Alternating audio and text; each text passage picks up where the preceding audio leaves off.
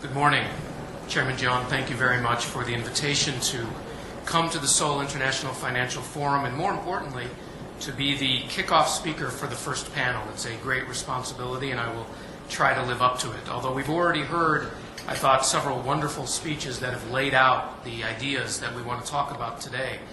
My job, I think, is to be someone who looks at the issues from the political side. So I'm not an economist. I don't have lots of charts, and in fact, I'm sorry. Instead of charts, you'll have to look at me for the next 20 minutes. I apologize. The theme of this session, and then we will have a discussion later, is new leadership towards an inclusive, sound financial system.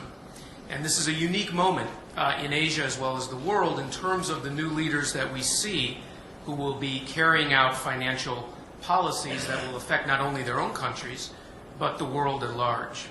We have a saying in English. I don't know if it'll translate into Korean. I hope so.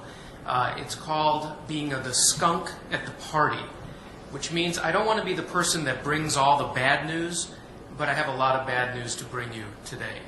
Because if we're talking about new leadership, then I think that the bumpy road that Chairman Shin talked about just a few minutes ago, the bumpy road that lays ahead of us, is actually going to be a road with huge, massive holes in it. And the danger for all of us in our economies is that instead of going around those holes or going over a few bumps, that we're in danger of falling right into them and not getting out. What I see looking over at the horizon is that risk is increasing. Risk at home and risk abroad. Mr. Zhang actually just said a second ago, we have not yet reached a new normality 5 years after the financial crisis. And if anything, I would argue we are getting farther from a new reality, a new normality.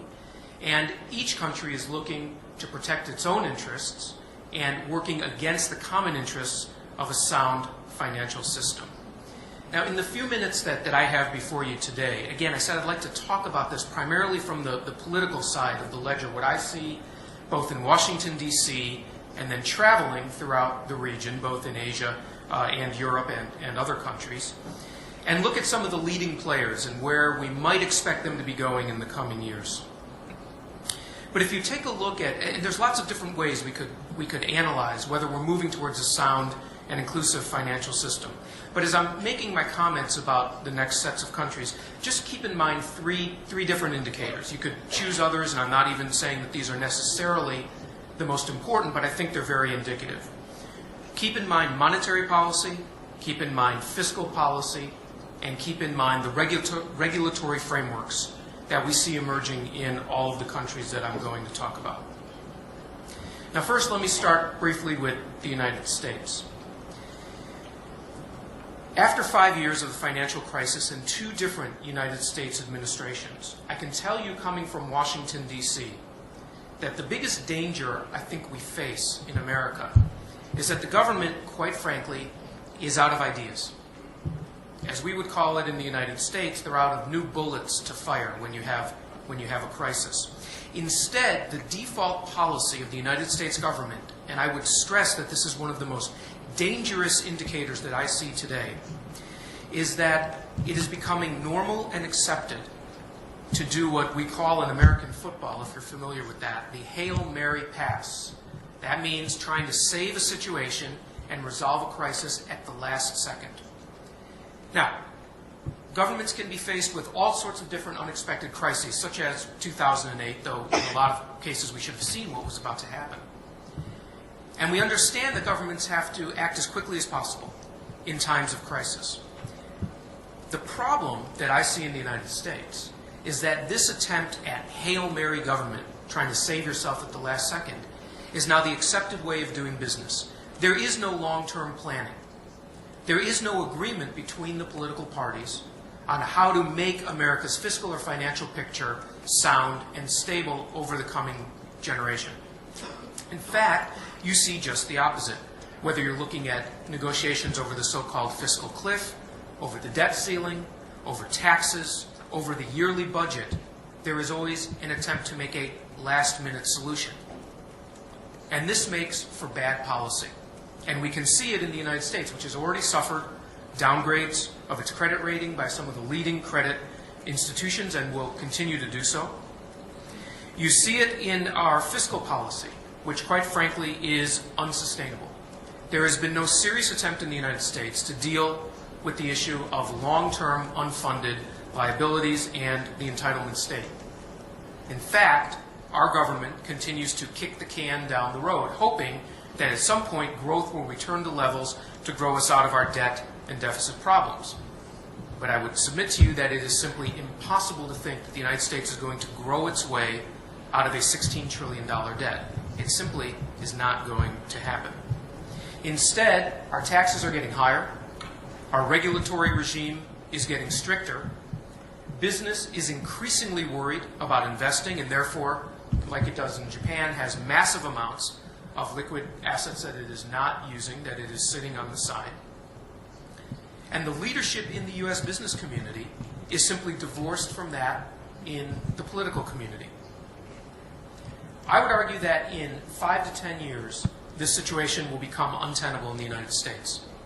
The faith and credit that is put in the U.S. dollar, whether you perceive of it as a reserve currency or not, or whether you believe that there are actually benefits that accrue to a country that has the so-called reserve currency, increasingly will become unsustainable. The faith and credit in the United States government will deteriorate. I think you will see an increase in countries attempting to circumvent the dollar and go to direct currency convertibility and currency swaps. And the government in the United States will have to face the fact that its tax base is not broadening but is narrowing. The impact on the productive sectors of the economy and the investing sectors of the economy is getting stronger, and that the fiscal picture and the financial picture for the United States will simply get worse in coming years ahead. And all of this, I would argue, is a failure of political leadership. I could talk about the U.S. all day, but I only have a few minutes. So let me switch over quickly to Europe and talk about the Eurozone. I was just in Greece and met with members of the business community there, as well as some members of the government.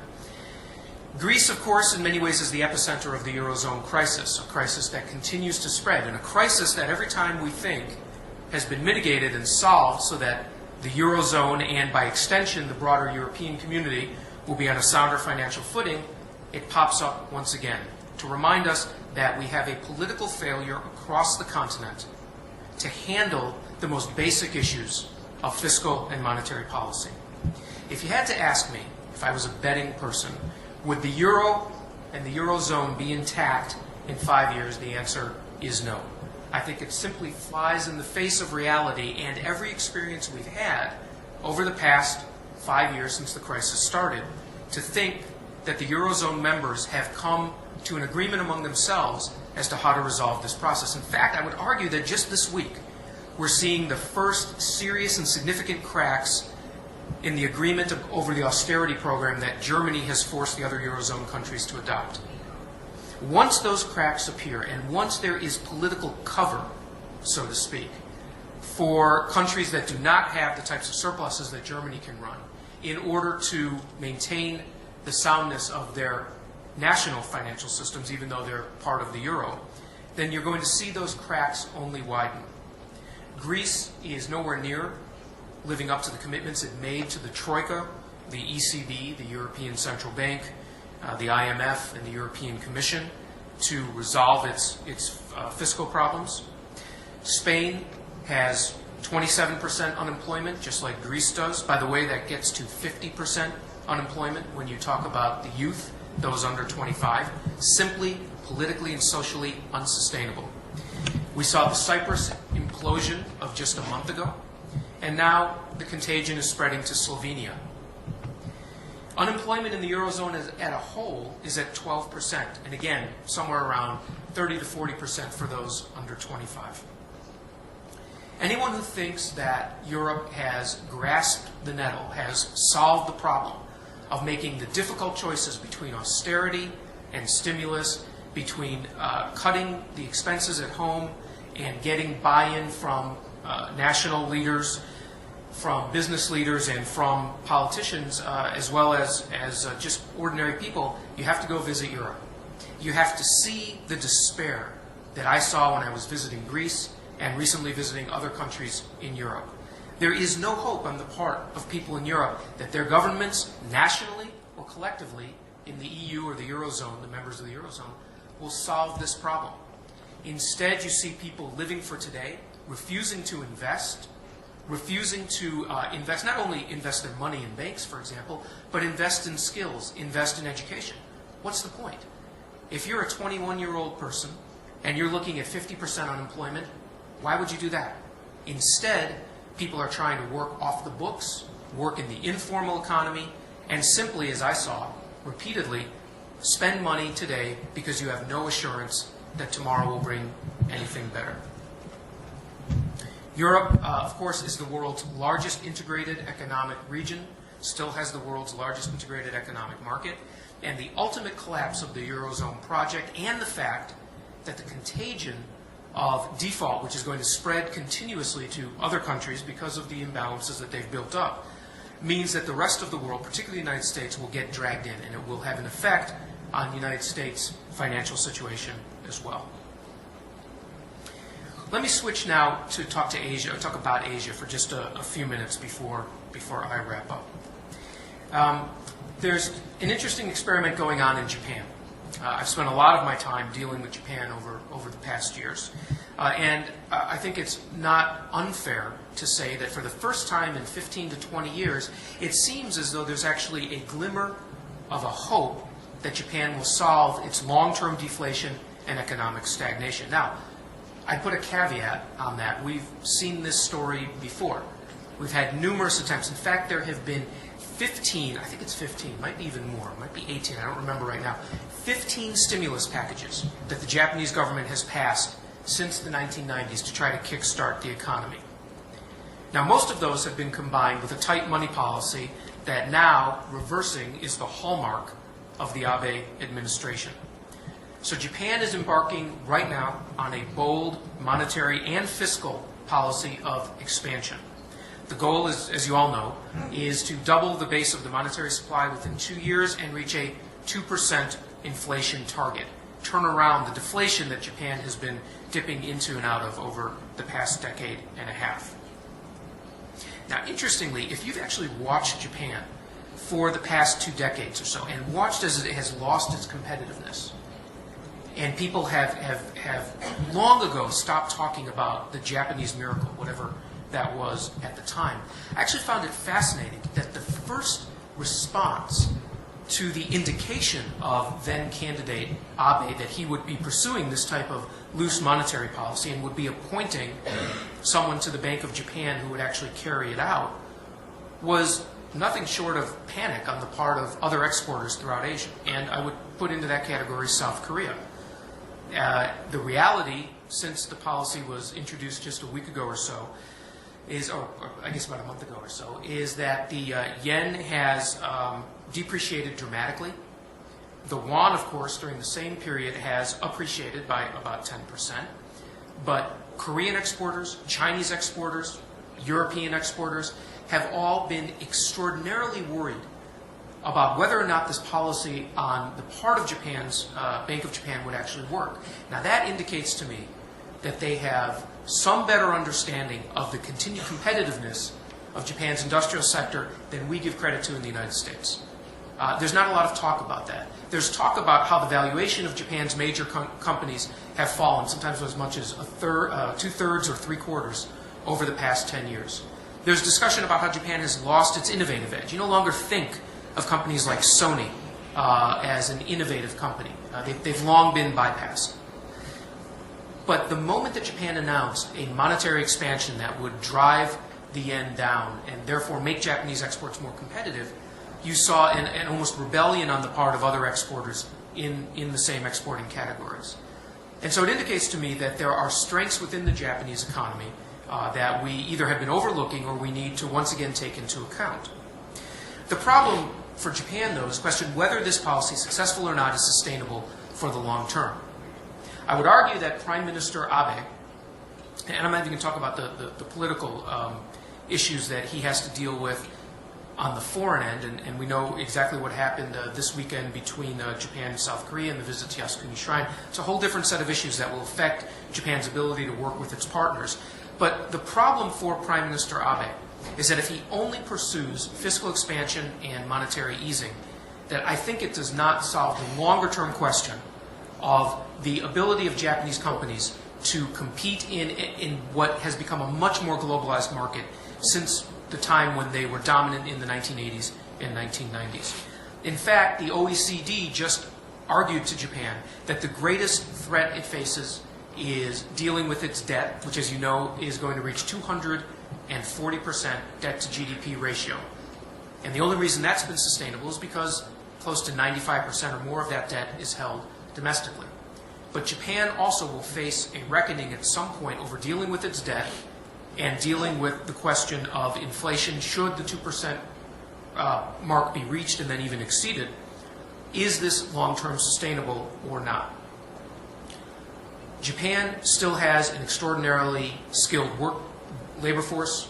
It has highly educated workers, but it needs to, in essence, do something that it never did in the 1990s and refused to do in the 2000s, which was liberalize its capital markets and allow entrepreneurship to flourish in Japan and have government step out and step back from the high regulatory and heavy regulatory hand that it places on government business. That is going to be the test for Prime Minister Abe. And once again, I would argue that it is primarily a political issue and not an economic issue.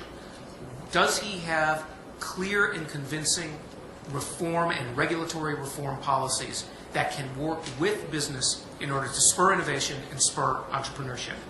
Because the fiscal and monetary easing will only be part of the story and will give at best a short-term bump to Japan's exporters, and that could easily fade within just a couple of years. Let me briefly move to China now and then wrap up my comments.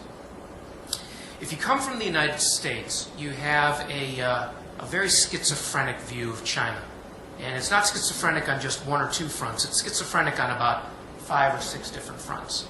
On the one hand, we understand that we are intimately and increasingly intricately economically intertwined with China.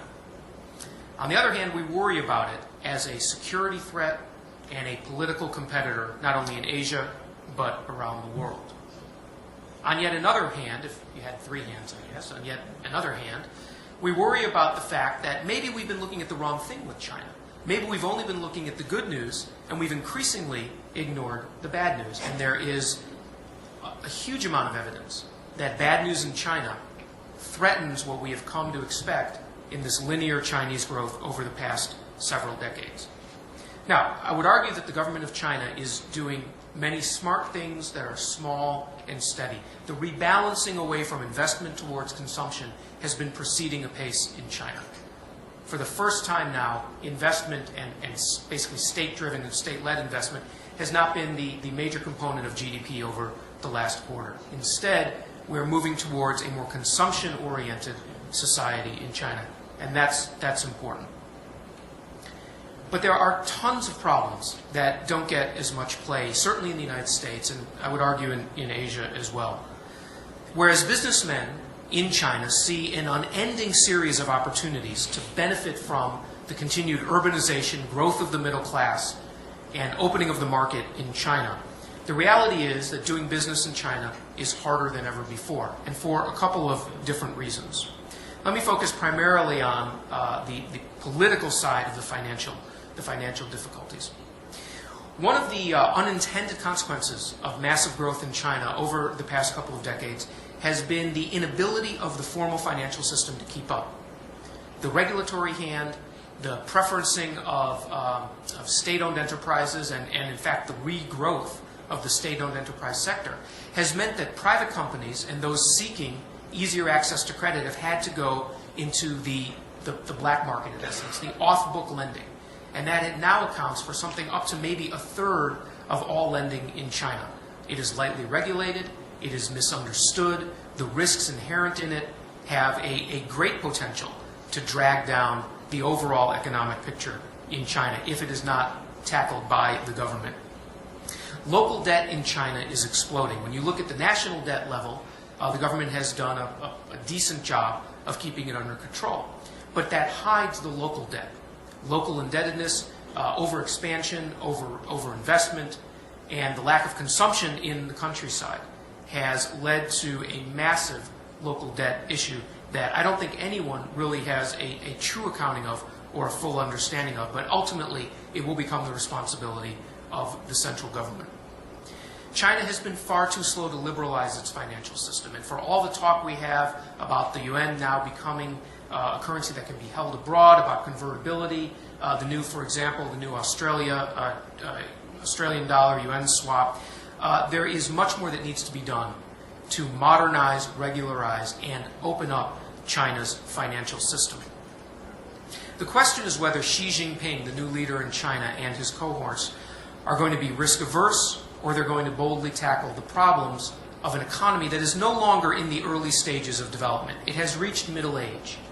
And I don't think we can say that the first 20 years of China's development were easy necessarily, but starting at such a low level, growth was much easier to obtain, and we already see evidence of the slowdown, than it will be for the next 20 years, when you have, in essence, a middle-aged economy.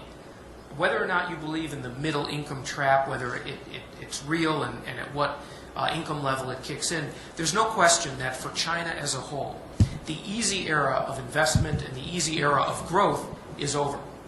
Now China needs to build systems that are durable, that create long-term trust, that have transparency, that have a legal system that both foreign businesses and domestic businesses can count on. The biggest issue that I was told in one of my recent visits to Shanghai, and then was followed up with Beijing, from foreign businessmen, is not that there's corruption and graft, even though that's a major issue in China, but that it's just old-fashioned pressure and blackmailing and attempts to push foreign businesses out of China in order to get better deals for either their joint venture partners or for the companies that they're doing business with. It's just an old-fashioned, as we say in English, strong-arm tactics to try and gain benefits that apparently the domestic businesses can't get by themselves. This is going to remain a major issue as China develops over time. So that's just a real brief survey, a real quick, 20-minute survey or so of the world economy. And as I've argued, I think in each of the cases that I've mentioned, I think the problems are not economic or financially based. They're political. It's politicians that have lost the will to make the hard choices. It's politicians that don't understand the issues that they're dealing with necessarily. It's politicians that look to short-term gain and not building long-term durable structures. About every 10 years, we get a financial crisis. I don't know exactly when you want to start counting, but we had one in the late 80s in the United States. We obviously had one in Asia in the late 90s, and then we had the global financial crisis in 2008. I don't know if you start the clock in 2008, but if you do, then we're 5 years into this cycle. That means we may have another financial crisis in 5 years. It may come sooner, it may come later. What we do know is that cyclically, we go through periods of financial crises that have contagion effects throughout the world economy. And in fact, those contagion effects are growing over time.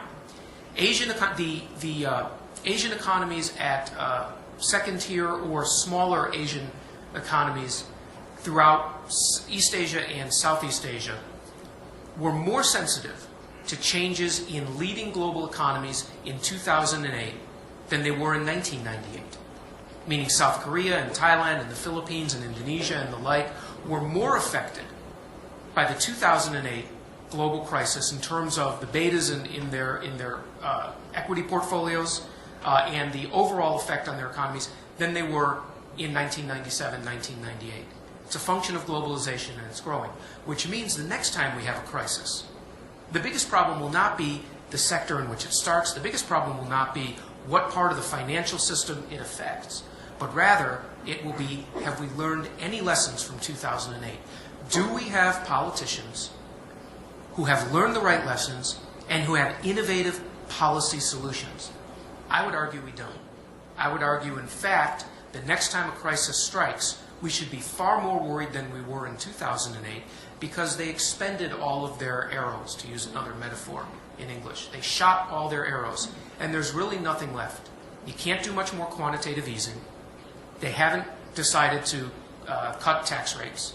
They haven't decided to free up regulatory regimes to give business more confidence to invest. And instead, each one is hoping simply that the crisis won't come on their watch. That, my friends, is a recipe for disaster. So from the political angle, I will leave it at that, and I'm sure that my colleagues on the rest of the panel will talk more about the specific economic issues in the financial system that we should worry about. Thank you very much.